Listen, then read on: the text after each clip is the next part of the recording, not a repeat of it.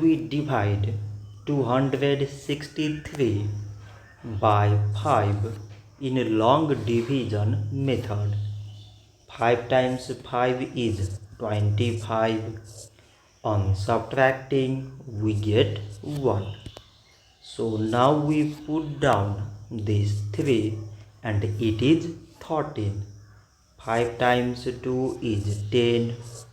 On subtracting, we get 3. So now we have no any other number to put it down. So we take here decimal, so that we put 0. So it is 30 and 5 times 6 is 30. On subtracting, we get 0. So 263 divided by 5 is 52.6.